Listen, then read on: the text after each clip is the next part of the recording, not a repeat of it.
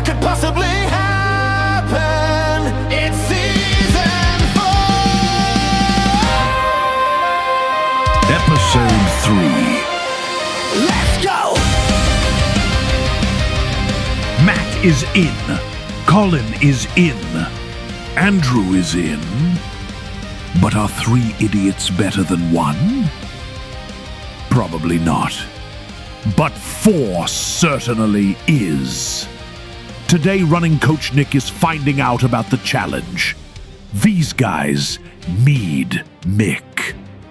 If Nick says no, this could be misery to Malin.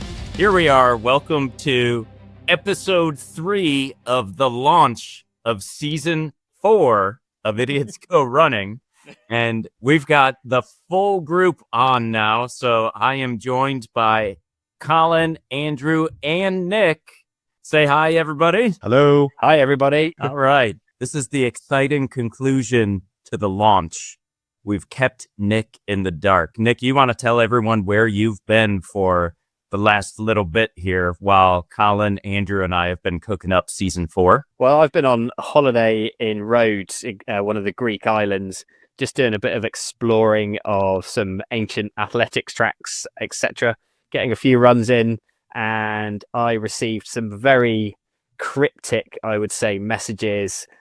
Colin suddenly wanted to phone me, and I said, "Oh, that's great, but I'm on holiday. Can we, delay it a bit?" He said, "Oh, yeah, that's fine," but playing the cards very close to his chest. So this has been arranged completely behind my back. I have literally no idea what this is all about. So I'm as intrigued as everybody else. That's fair. And I'd love to get into exactly what it is we're discussing. But before we do that, I do have to ask one question of you, and then I'm going to ask another question of somebody else. Nick, so on holiday, how much did you run, roughly? Roughly or exactly? I mean, I can do both. How about exactly? Sure. Okay, so I think exactly it was 60.2 miles for the 7 days I was there. Okay, so that's a great week. Yeah, it's a pretty good week for a holiday away where it was hitting 40 degrees in the middle of the day. So I was getting up super early before the rest of the family, and it seems most of the world was awake, and getting my runs in, but it was still 30 degrees. And then I was topping up the tan during the day, which is why I seem to have arrived on this podcast a slightly different shade to, especially compared to the first one, which I think we recorded in the snow in February, Colin, that very first appearance. Yeah, so I've changed my country of origin, I feel, in the last week. Nice. Now, completely unrelated and for no reason whatsoever other than to show the spectrum of running here, I have a question for Andrew, who's also on holiday right now. Same question. How much have you run, either exactly or roughly, on holiday? I am on holiday, so you do have to take that into consideration. But have I done, and I'm with my family, trying to have a relaxing time. So have I done any running? I can honestly say yes, technically yes.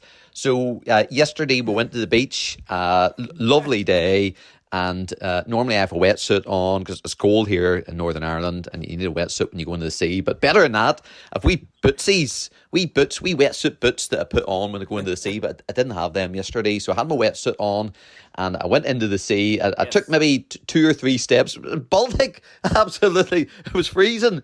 The water was freezing. So I ran out and I probably covered about 2 meters of running from in the sea to out of the sea back onto the beach. You might have run. What about queuing up for an ice cream? Did you not run across the road? So Nick, you want to do it safely. So I didn't want to just run to the ice cream shop. Lots of fantastic shops here on the north coast of Northern Ireland for ice cream. I have a few favourites. Mods. Well, I don't want to name think. Well, I already have Mods. Mods is my favourite. Honeycomb. So no, I didn't run across. I did queue up for it, and I suppose in a way I walked. I've done a fair bit of walking. I've got my steps in. Steps. I have walked to get ice cream, and really, what is walking only running without the running? So we're We're getting a little bit of the Wi-Fi glitching, I'll say, on Andrew's end, unfortunately. But Andrew's going to try and hang with us. And if nothing else, maybe give us some thumbs up or thumbs down, depending on how things go. And we'll have to describe to the listeners what's going on. Andrew, maybe you'll be able to come back off. We'll see where it goes. But now, season 4, what's it all going to be about? And if our listeners have been following us all along, they already know before you do, Nick. Now, we haven't actually aired any of these episodes yet, so in theory, you'll have found out before the listeners. But I guess for the reveal, Colin, I'm thinking the way we maybe bring this up is kind of test Nick a little bit here, because what's really exciting about what we have already discussed is we have a full-on commitment. I've got the receipts, Nick, to prove it, that Andrew is going to train for real because of what we've agreed to do for season 4. There is no I'm heavy on the rest days and a little bit on the training days. Like, he is going all in. He has said, and I can prove this, I am going to train 100% all out. I am all in. So, Nick, what on earth do you think could get Andrew to make that kind of commitment, knowing that this guy has already run in Greece with Dean Carnassa's friend of the show, right? So what could be even bigger to inspire him to do this level of training? I am racking my brains. This can't be something standard. This has got to be Andrew level odd. So it's going to be something like he is going to turn an entire marathon into an AI film or something like that. So he's gonna run a marathon carrying an Insta360 camera, and then he's going to manipulate his whole run into some kind of AI generated movie. Colin, what do you think of that response? Do you know what? I'm glad that Nick is here when he's here, because if he had said that, there's a fair chance that we would be making an AI running marathon movie. I'm not even kidding you. He's thinking about it now. That's right. It's a good thing we've already committed to what's happening, because season 4 could have been completely different. I'll say not quite, Nick. However, I wouldn't be surprised if there is some AI involvement at some point in the process, just knowing Andrew. I'm thinking there's going to be a movie along the way as well, Nat. This has to be a documentary or a mockumentary. Yes. Mockumentary, yes. As I'm drinking out of my Dwight Schrute mug, I could see it as a mockumentary or a documentary. All right. So the big reveal, I see Andrew is loading here, and we'll give him maybe 10 seconds. Although this is really great for building the suspense, Nick. The suspense is definitely building. What do you think, Nick, whenever I contacted you or rang you when you were on your holidays and I said, we need to talk, but Matt needs to tell you this? Like, what were you thinking? Well, I don't know if I should really, say this on the podcast, but the irony is that pretty much on the same day, Colin's very good wife sent me an email saying that, she needed some help with training, and we're talking about doing some coaching for the upcoming Belfast Marathon. So I just assumed it was that. And then Colin said, no, it's nothing to do with that. So then I was at a total loss. I don't know. No idea. Maybe his bearded dragon had injured its foot again. That's another. Oh. So for anyone listening, we met and all that stuff, and I found out you were a vet. And not only are you a vet, is that you work with funny animals, lizards, and all these things. Now, I have 2 lizards. Sometimes, yeah. Sometimes I suppose it's not your specialist one. You do have knowledge. Shortly after we met, my lizard's one of the fingers fell off, and I was a bit concerned that my lizard's finger fell off. And that's the story. As you would be. So there's 2 reasons that people suddenly need to call me. And one of them is invariably something is wrong with one of their pets. Because very few things in the running circles require an urgent response. So normally it's some issue with a pet. But there we go. So it's not even that. So I don't know. The plot thickens. Although this does require an urgent response, and it is running related, Nick. And why so urgent? So I will tell you this, and this may give you an idea as to what it is that we have agreed to. The reason for the urgency, Colin and I had not too long ago actually agreed that on December 22nd of 2025, we were going to plan for what it is we're about to tell you about, with the expectation that we would be doing it in 2027. So that's, still a ways away. Right. And here we are, 4 months out from December of 2025. And we've decided to move up this idea to 2026. Okay. I'm going to jump in. Matt's decided to move up to 2026. Not me, not Andrew, Matt. Well, I will say, with the encouragement of my wife, who I love dearly, and who said, this is something that should happen sooner than later. So here we are. Can I have another guess? You can. Do we want to?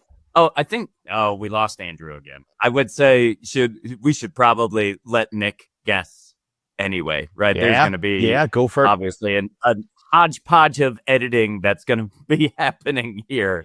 Spartathlon? I would love to do the Spartathlon. Oh, it's not I that. would Okay. love to do it. Now, I spoke to Joe Manta, and it's so hard to get into.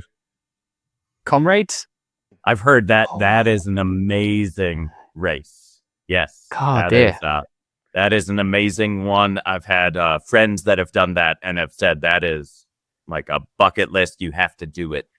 But no, not that one. I'm going to stop guessing now, because otherwise I'm literally going to sit here and reel off every famous race that I can think of. Colin, So would you maybe call it's- this a famous race? How would you describe this? It's known, right? But it's not quite a race. No, it's not quite a race. You're on the right path. You're on the right path, but it's not a race, or it could be a race. Who knows? Who knows where this could We know. lead? We know, actually. Yeah, you know.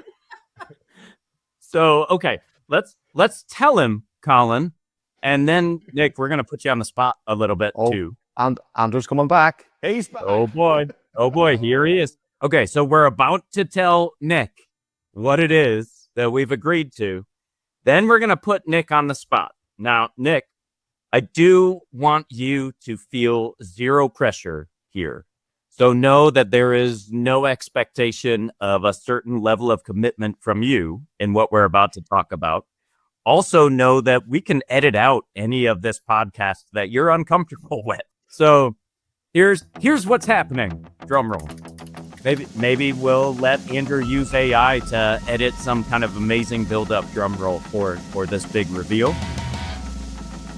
On June 29th, next summer, I will be flying to Ireland, and we will be running Mizen to Malin over 10 to 12 days. That is happening. That is happening. And Andrew has committed. He said, I'm doing it all the way. I'm running. I'm training. I will train for real. I'm not going to let you guys down. So he is 100% in. I'm all in. I'm going to do it. And Wow. you know what? Between So us, 4 miles a week. it was on my last holiday. I was running 4 miles. That's full. And That's full commitment, Andrew. Nick might not even get a pastry. I'm all in. Hang on. So where do I come in? Well, now I the- that's up to you. So we have, I'll say, a variety of options available to you. Okay.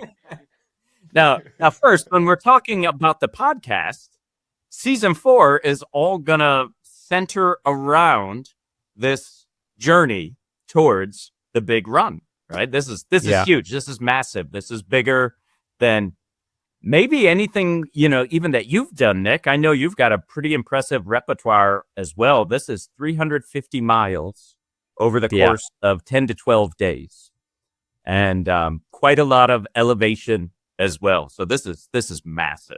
So this is worthy of an entire season of Idiots Go Running. Definitely. And we did not want to dictate what your involvement was. we wanted to bring you in to let you weigh in on what your involvement is. So that could range anywhere from Nick is our coach guiding us through training and preparation and everything for that. And even during the season on the podcast episodes, you're kind of walking us through live coaching sessions, right? It could be any level of involvement with the run itself, crewing, running, support in any kind of way, right? We leave that to you. This is where I want to take the pressure off of you to where it's a big commitment. You know, it may not be one that you can respond to immediately and say, yes, I absolutely am in, and this is the level that I'm in.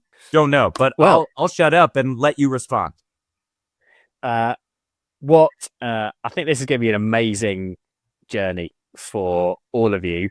I am very keen to see what Andrew's full commitment to training is. I think that to me is the big unknown. Matt has already proven himself as a very long distance, multi-day runner. You know, Colin, you know that route or most of that route already. Not most Andrew, of it. Some of it. I was being generous. Nearly Limerick. Yeah, nearly Limerick.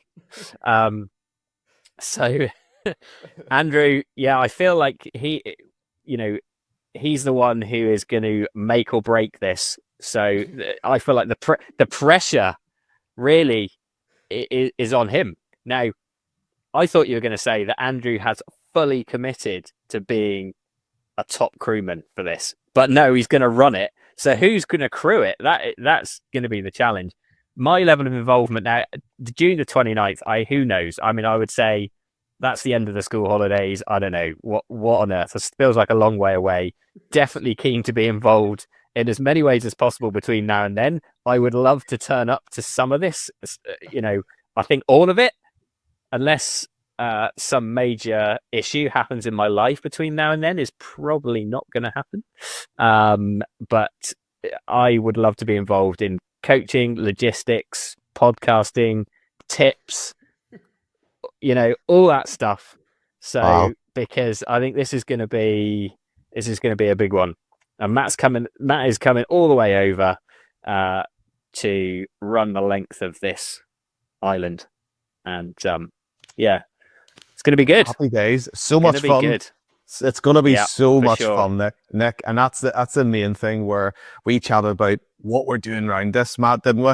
But the key is we'll have to complete it this time, Nick. And the last time I wasn't ready and I couldn't complete it. So this time, Matt, we need to complete this. And Andrew, what are we going to do? So, Nick, we are hoping you will lead and guide us. And knowing everything you do about me, just a question that comes to mind. Have you actually fired a client before? It's funny. I have threatened that many a time.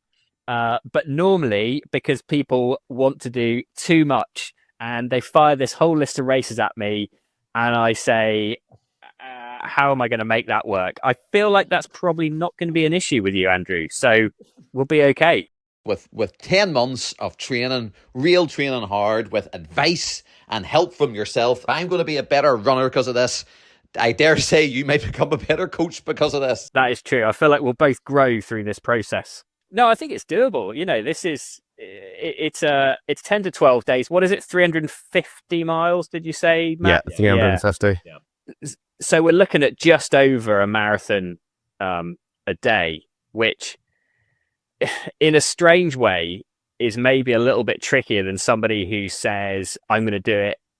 Try and do it non-stop or something. Because actually, there's, as you know, Matt, there's this whole thing around.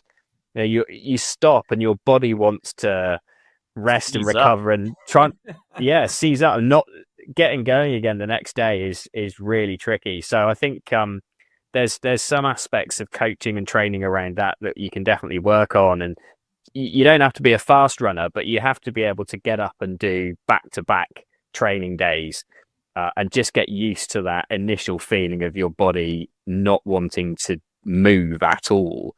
But eventually, you do actually get into the movement patterns. And Matt's right. I've never done anything that long. I've done a lot of 100-mile plus races in one go. I have done a few multi-day ultras as well that have involved, marathons, ultra marathons on consecutive days. But I've never done anything for 10 to 12 days. 3 days is the maximum. But I feel like I still have a sense of what your body goes through when you're trying to get up and run, and I've done those as races as well. So that's another thing that I found quite challenging, is to get up and motivate yourself to actually race the field, which is not going to be a factor for you guys. You may be racing the clock to some degree, and racing your bodies probably most of all, but it'll be a really good one to get your teeth into and get some serious training done.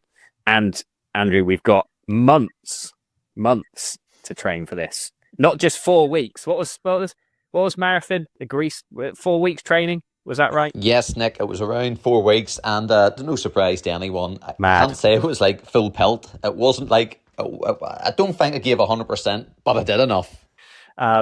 When I was on holiday, I posted a picture, and I don't know whether you saw this, Matt, but I was running through Rhodes town, and there was this rental car company that they just called it Marathon, and it just said Marathon Rent-A-Car, and I just felt like that was advice for Andrew. That wasn't an advert for the company. That was just a statement. Well, we actually got a car to the start line, so it was tempting to get that same car back, but it was a great experience, and as I said before, I had a pastry in the middle. Well, guys, this Wi-Fi is breaking up a wee bit on me, so I will shoot on and get back to my family and kids, and who knows, maybe even a Mod's ice cream. See you, Andrew.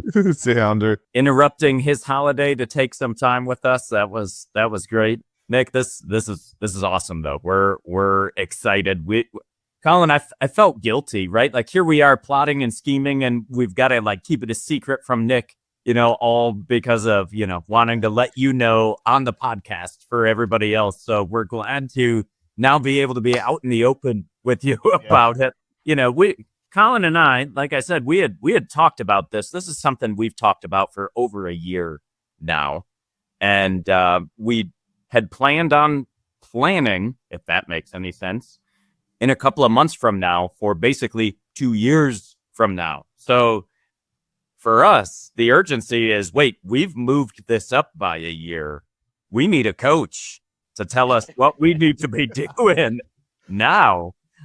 Because I'll be honest, my biggest fear going into all this, well, there's more than one, right? One, when I did MS Run the US last summer, that was 148 miles over 6 days.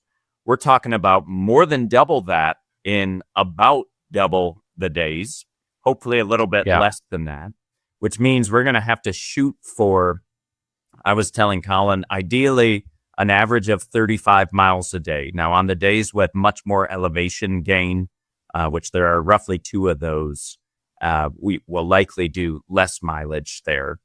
But, it's a huge leap even for me, and I still need to kind of rebuild to where I was without overtraining, which is my other big fear, I would say. I think I got injured quite badly when I last did a huge multi-day run like this. Yeah. And I don't want to run the length of Ireland injured. I did, of the 148 miles, I did about 130 of them on my own without anyone else kind of stepping in to support me on those miles. And that was with an IT band injury and then tendinitis on one of my feet as well. So that was, excruciating.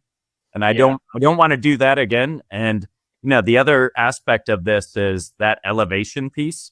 I am in completely flat world. The nearest real hill to me that I can train on is maybe a 90-minute drive from where I am. Wow. So that means we've got to be... That's mad. Yeah. So it means we've got to be looking at, maybe some treadmill training on steep incline, maybe the stair stepper machine, and weights obviously come into the prep for that as well. So that's where I'm going to be really looking forward to some guidance from you. Yeah. And actually, in a strange way, though, the hills will give your muscle groups a break, because trying to run on a perfectly flat road for mile after mile, you're using the same muscle groups. And so the only thing that gives you a rest is changing your pace.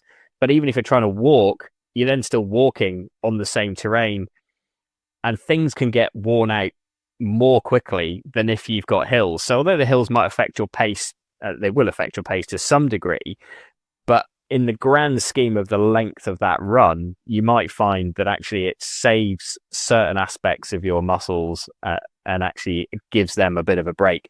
But I don't think it's going to be the uphills that will be a problem. It's the descending. The descending is the real quad buster, that isometric contraction where you're kind of, holding your muscles tight to support your weight going downwards, but your muscle isn't really changing length. That is what really damages you. And that's the thing that's really, really tricky to replicate on a flat, if you live in flat terrain. So strength training could really come into that, because you can do that kind of work in the gym, but you might have to somehow find a little bit of if you're not even car park ramps and things like that. So I coached a guy who lived on the Cayman Islands, and there is no, the Cayman Islands is just a flat piece of sand. And so the hill training was things like flyover ramps or car park ramps and things like that. So because even doing that repetitively will generate the changes in your muscles to actually help you there. So I don't know if is there any options like that, Matt, around you? Or there is a hill, if I can call it that, that is maybe over the course of, I'll say 200 meters. It's like 50 feet of elevation. Yeah. That's about the nearest I have, which I have done that in some of my training in the past where I'm just back and forth, like hill repeats. Again, it's a sorry excuse for a hill, but it's the best I have anywhere remotely close to me. Now, the other thing, though, is, and Colin, I know we haven't really gotten into this level of detail yet in talking about the run itself, but in my mind, when we hit anything that's significant in terms of elevation, whether it be an incline or a decline, I expect to be walking that to save energy, too. For me personally, I've noticed that, especially, in this multi-day huge run setting, as my body has the tendency to get a bit more tired from that, as I guess anybody's would really, the stability going down hills can be an issue. And I can be a little bit more wobbly, if you will, if I'm trying to actually run on a steep decline. So I would just prefer to walk, which will help us save some of our, I'll say, cardio energy over the long term anyway. So my thought is that anytime we're doing a significant incline or decline, we will likely be walking anyway to conserve energy. Yeah, I think that's a reasonable tactic. And even the real long distance tactic of what they call jeffing or run walk strategy, even on the complete flat, is a great way of doing it. So I think, hills and inclines will give you a natural break, but it's not. I mean, I don't know the route exactly, but I would say undulating. We're not talking about crazy hills. But it is going to be, it's going to be certainly pounding on the legs, I would say, whatever way you look at it. So it's going to take some training, right, Colin? This is all road. None of it is trail. So you learn from your mistakes, right? Previously, whenever I went to attempt this, I started planning the route, and I wanted a fun route. I don't think we want. Look at Nick's face. Yes, fun. Yeah, here. Just pick the straightest one. Yes. Right. Yes. Well, that makes sense. As if it wasn't hard enough already. No, that makes sense. But you're going from a guy that previously tried it with, I think, 5 marathons under his belt. So I thought 5 marathons, I can do 9 ultras in a row, wee buns, yeah. And I thought, but I don't want to be running on boring roads. I'll make it an interesting route. So I thought I'll run from hotel to hotel, as you do. It only adds on 20 miles here and there. But Nick, what was I thinking? Yeah. What was I thinking? Well, you were just hoping for a big learning experience, I think. Oh, and I got a big learning experience. Yeah. So I got to Limerick, which if I straightened out that route, I would have got beyond Limerick, no problem, Nick. And I went up this way in Ireland. I went this way in Ireland. So, Matt, trust me, this is going to be road. This might be, some areas might be a wee bit boring, but I think with Nick on board, I think there's definitely going to be a point where we're going to turn up ready. We're going to turn up fit, and just I've made so many mistakes the last time that I'm not going to do it again. I promise. Well, hopefully, I can just provide a slightly sort of objective voice of reason. Let's put it that way. When you say, "Oh, what about this and what about that?" Nick, it's not objective. You just say, "Colin, wise up." And Matt, wise up. Just be honest with me. Just say you're an absolute idiot. You know, we're not going to go through a forest. Yes, you've wanted to see the forest. Here, Matt was talking about kissing the Blarney Stone on the way, weren't you? I did say, good thing I've already done that, because that would take us way out of the route. So we can't take that kind of detour. We've got to be direct. No. But there is it's an official FKT, isn't it? So that route. And I feel like years ago, was it a lady called Mimi Anderson held the record, but that was broken again. I think was it last year or maybe the year before even, by one of the GB ultra runners. So there is an official. It is an official route. There is an official Guinness World Record for it. So that presumably follows the shortest but still runnable route. I mean, they're not taking in motorways or anything like that. I think maybe the biggest difference, Matt, for you will be the roads in Ireland are going to be nothing like what you were running on in the US where you were. I see as a positive thing, by the way. I would say so, because looking at some of your footage, I was thinking the man deserves a medal for even setting foot onto the side of that road. And again, what was that thing the trucks did to you? What was that when they went past it? Yeah, I mean, so we had 40-mile-an-hour winds on one day. So what's that? About 62 kilometers per hour of cross breeze. Yeah. And so these huge 18-wheel semis are blowing across the road, not on purpose. I mean, they can't control it. And I have about, 10 centimeters of an edge to try and stay on, where on the other side of the road, there's a ditch. Mind you, this is after I'm injured and really don't have great balance or stability at this point.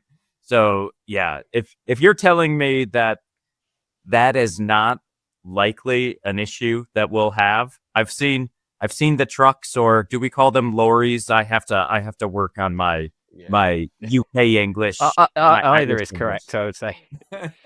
But they're much smaller from what I recall from my visits in Ireland in the past. Well, I've only been once, but to Ireland, or I've also been to UK. And so I don't expect to run into that kind of treachery.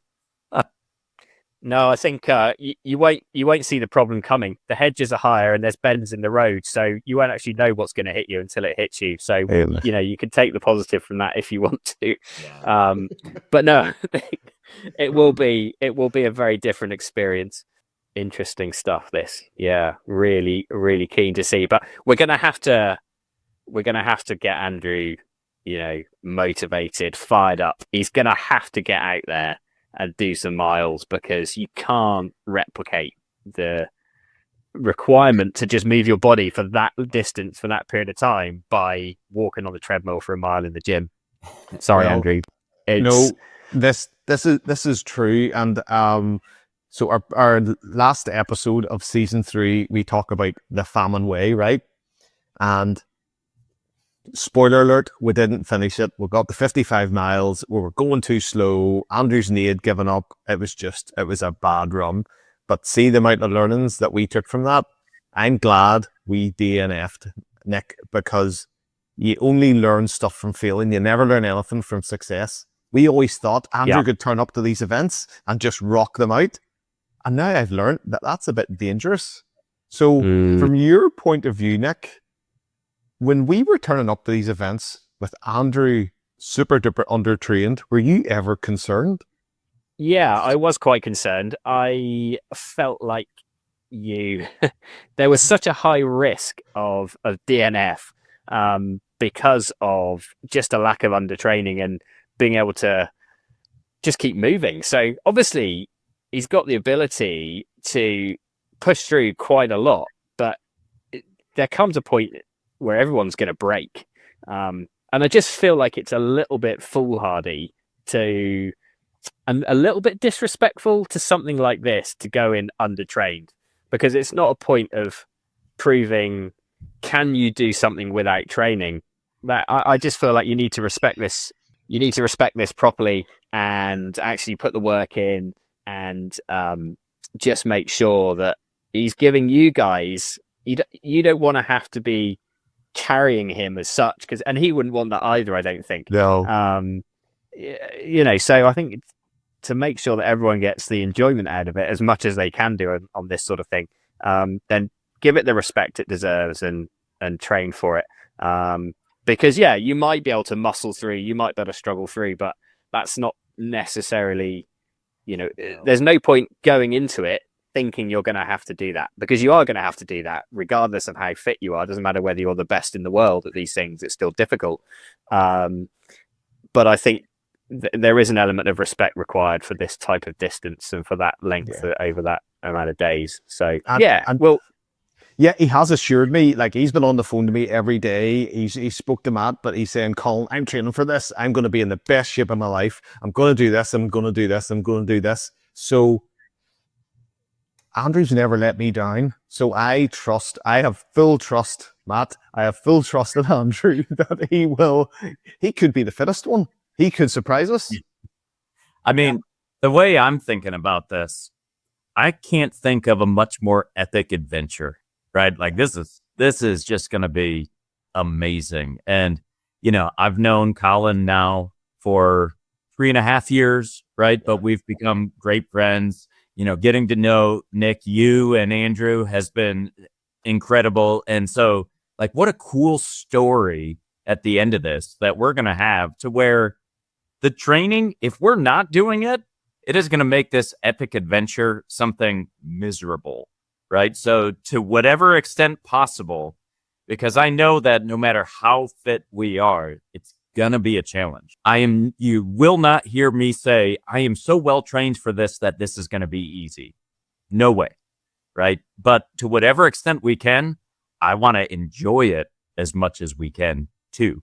I'd also say that with 3 people, the challenge is actually going to get all 3 of you to the start line, because it's actually very tricky to train for an extended period of time for something that starts on one specific day, to have all 3 of you in a good position to be able to start that race together. So the first hurdle probably is going to be that. And once we get you all to the start line, then we'll think about getting to the finish line. But that is, to my mind, is a thing. I actually had a friend I did the Lakeland 100 Ultra with as a pair, and we had one year we were going to do it, and one of us got injured. We were running well and training well, but then we couldn't do it because one of you's injured. And as soon as one of you in the pair is injured, that's it.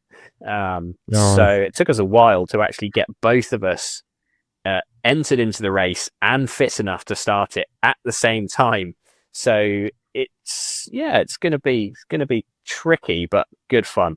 I feel like this is going to be. Are you looking forward to it? It's going to be some fun. Oh yeah, this sounds like a challenge that is up my street. So for sure. So this is going to be running. What is it? Running? Is that the way to say the brand, Nick? Is it running? Oh, my brand? Yeah, I know. Running. The person who did my branding is all about branding. Very clever guy. But all he did was take the vowels out of the word running which seems to be what all the cool kids do these days with their branding. You know, like London. Have you seen that? That's just LDN these days. You know, why put an O in there? But now nobody knows how to say it. So visually it works. When you try and say it, who knows? So I just call it. It's just running. You know, you've taken you and I to running, and this is just all about running. Yeah, it is. Yep. You will be all over our event, all over our show, training us, social media. We're going to be showing everyone how amazing trainer you are. No pressure. Here, if you can if you can get Andrew through this, like you deserve a medal. I'll make you a medal. We'll get I'll get my own medal. Yeah, it's just like yes, it may be AI generated by Andrew, but you will get a medal. When we talked about this, and I always want to bring Andrew on these events with us because Andrew was a crewman for the first one, and bringing him back again, he has to be involved. And if you can get Andrew to the end, you're some guy. You are some guy. Here's my first thought. So do you remember when we started this episode? Yeah. I don't know whether this makes the edit or not, who knows, but I said with my running on holiday, we arrived very late one night. I was still up that very first morning to start running because I know that if I miss the first morning, it's very easy to miss the second morning, and then the third morning becomes more difficult. So start right away. So my thinking with Andrew is he needs to start, maybe not tomorrow, but he needs to start maybe the next day. And he needs to build a habit. You guys already have the habit. You're already, it's probably more difficult to stop you running than it is to make you run. Yeah. And that's what I find with me. I don't need somebody convincing me to go for a run. I need somebody convincing me that I don't need to run today. It's that kind of situation. Whereas Andrew's maybe the flip. So we need to start getting him to build the habit. And we're talking about him in his absence, which feels a bit harsh, but maybe you can just AI his face in somewhere with him going this. He's agreeing to all of this.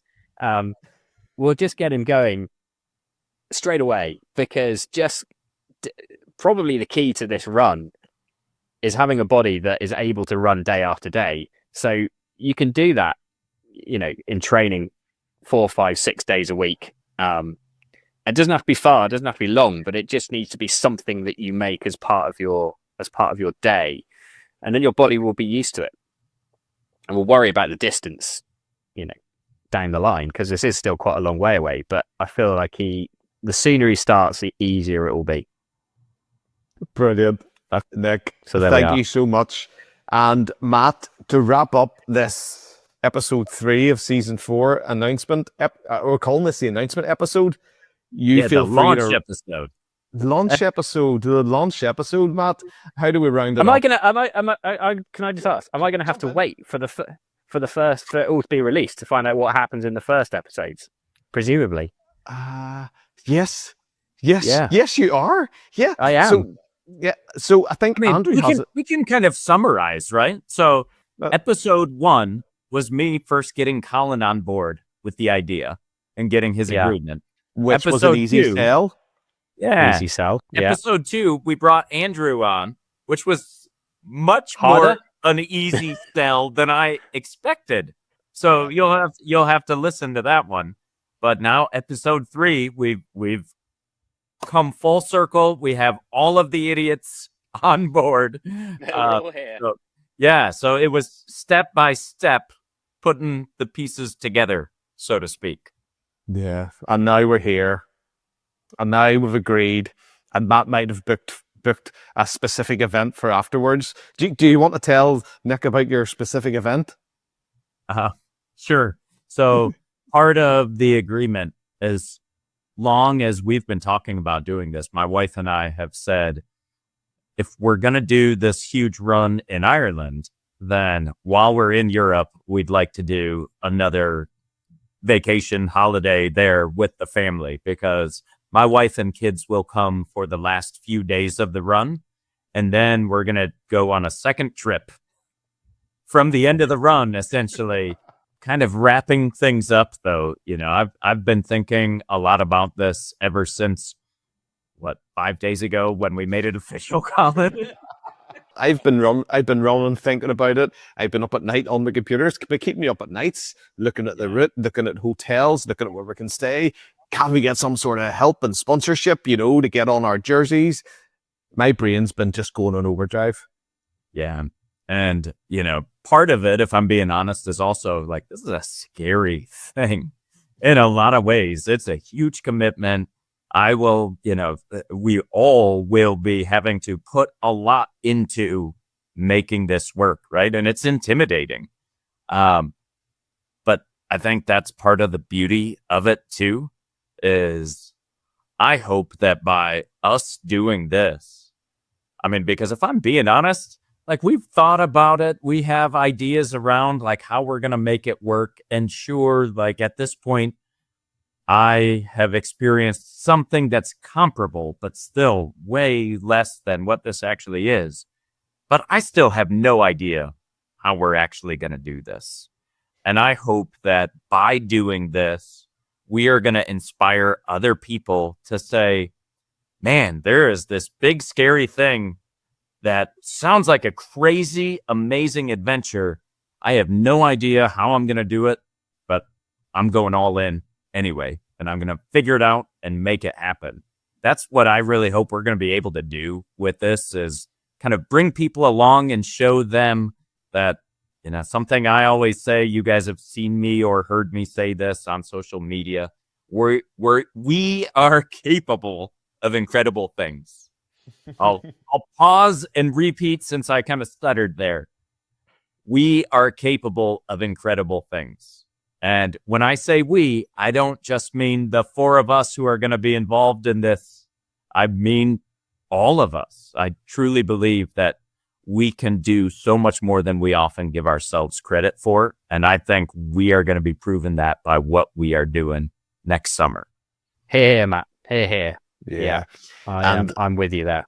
And what you also don't know, Nick, is that to bookend this whole event, when I initially first planned to do the first one, I went on to Matt's Running with MS group, and I asked him, could I advertise on his group to run this event? From that advertisement, we're now sitting in 2025, talking about 2026, and Matt coming on the event with us. So, like, it's a funny way to bookend it that you don't see with that one conversation happened and where we are now. Yeah, you just never know what is around the corner, do you? And you just have to grasp opportunities, and who knows where this will lead. So yeah, you just make life interesting. Say yes to a few things that you maybe didn't think you were gonna have to say yes to. Yeah, we could go on about that. So yeah, I just think it's you're absolutely right, Matt. Just putting yourself in the arena and seeing what happens, really, and just getting yourself into situations that maybe you would have thought a few years ago were totally improbable, impossible. And I'm well aware that I'm talking to two guys who are coping with a syndrome, shall we say, and that is something that 10 years ago, however long ago, you didn't think you would be going through this journey, but here you are. And so yeah, really looking forward to seeing what this all entails, and just looking forward to getting Andrew running, really. We all are. Well, I am over the moon, and since Andrew's not here, Matt, I'll end it the way Andrew loves to end the episodes. My name's Colin. My name's Matt. And my name's Nick. And this is Idiots Go Running. Did I mess that up? Are we going to do that again? Yes, Nick, you did mess that up. I'm sure no one noticed. So there we have it. All four are in. Now for the easy part. Create the event, align all your schedules, and run 350 miles. Next on Idiots Go Running, the idiots make a plan. This is gonna be good.